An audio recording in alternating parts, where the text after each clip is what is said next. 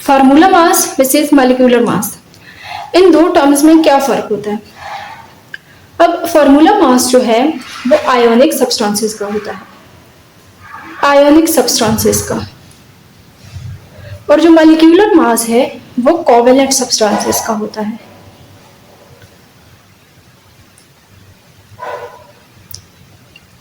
होती दोनों सेम चीजें हैं, लेकिन अगर कोवेलेंट सब्सटेंस का मास को अगर आपने एक्सप्रेस करना है तो उसको आपने मॉलिक्यूलर मास कह देना है, और अगर आपने आयोनिक सब्सटेंस का मास बताना है तो उसको आपने फार्मूला मास कहना है। अब इसके पीछे वजह क्या है? इसके पीछे वजह इनकी स्ट्रक्चर है। आयोनिक सब्सटेंसेस जो होते हैं वो क्या बनाते हैं? 3 dimensional crystal lattice, 3 dimensional crystal lattice बनाते हैं।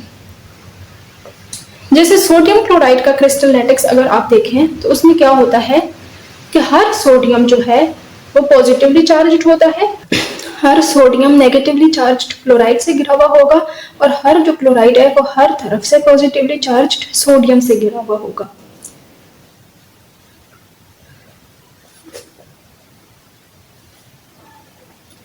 यानी हर सोडियम जो है वो 6 क्लोराइड से घिरा हुआ है।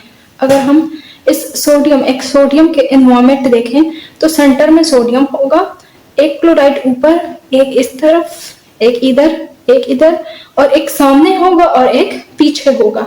इसी तरह अगर किसी एक क्लोरीन को उठाकर हम उसका एनवायरमेंट देखें तो क्लोरीन होगा और वो हर साइड से पॉजिटिवली चार्ज्ड सोडियम से घिरा हुआ होगा, यानी कुल मिला के 6 सोडियम से घिरा हुआ होगा। 4 तो आपको इस प्लान में नजर आ रहे हैं, 2 जो है एक पेपर के ऊपर है और एक पेपर के नीचे है।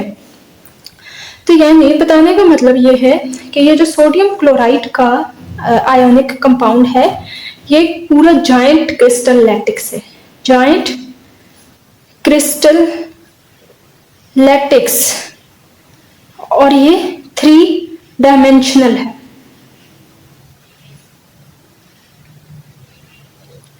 अब इस पूरे क्रिस्टल लैटिक्स में अगर आप देखें तो सोडियम और क्लोरीन का जो रेशो है वो सेम है, यानी ratio of sodium and chloride is 1:1।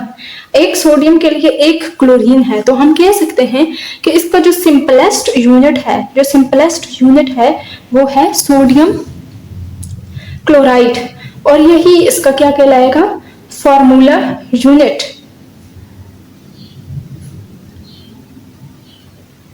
Formula unit क्या होता है? Simple whole number ratio of ions present in ionic compound. Simple whole number ratio of ions present in ionic compound.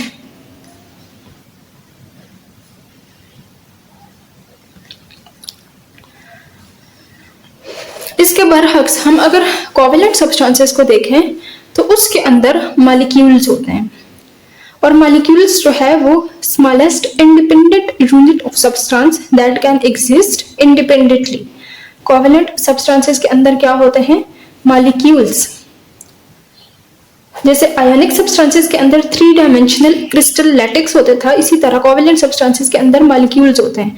और मॉलिक्यूल्स को अगर हम डिफाइन करें तो कैसे करेंगे? Smallest independent unit of substance, independent unit of substance that can exist independently, that can exists independently।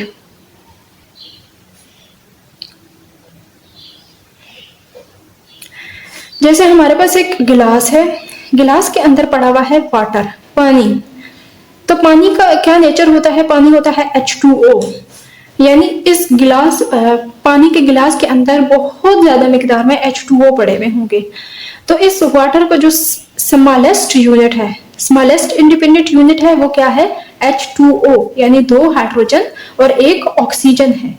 यानी इसके अंदर H2O इसी तरह बहुत ज्यादा मिकदार में H2O है और हर H2O इंडिपेंडेंट है। अगर इस ग्लास ऑफ वाटर में से अगर हम एक H2O निकाल लें तो ये क्या कहलाएगा? Smallest independent unit, smallest independent unit.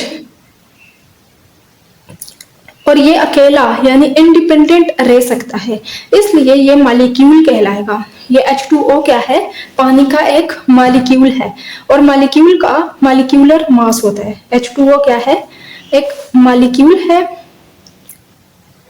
और मॉलिक्यूल का जो मास होता है, मॉलिक्यूल का जो मास है उसको हम क्या कहेंगे? Molecular mass. तो चूंकि कोवेलेंट सब्सटेंसेस जो होते हैं, कोवेलेंट सब्सटेंसेस वो मॉलिक्यूल्स की फॉर्म में एग्जिस्ट करते हैं और molecules smallest independent unit of substance होता है जो कि आजादाना अपना वजूद बरकरार रख सकता है। तो इसलिए उसके जो मास होता है उसको मॉलिक्यूलर मास कहा जाएगा। जबकि आयोनिक कंपाउंड्स जो हैं वो 3 डायमेंशनल क्रिस्टल लैटिक्स बनाते हैं। इसका जो एक सिंपल होल नंबर रेशो है एटम्स की या स्मॉलेस्ट जो यूनिट है वो इंडिपेंडेंटली एग्जिस्ट नहीं कर सकता, इसलिए उसको हम मॉलिक्यूल नहीं कह सकते बल्कि उसको फार्मूला यूनिट कहा जाएगा।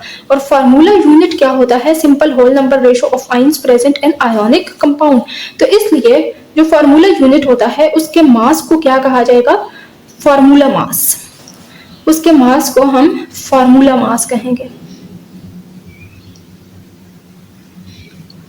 तो उम्मीद है आपको वाज़ेह हो गया होगा मॉलिक्यूलर मास और फार्मूला मास के बीच में डिफरेंस। इनके बीच में कोई इतना बड़ा डिफरेंस नहीं है, बस ये है कि आयोनिक सब्सटेंस का अगर मास होगा तो उसको अपने फार्मूला मास कह देना है और अगर कोवेलेंट सब्सटेंस का मास होगा तो उसको मॉलिक्यूलर मास कहा जाएगा।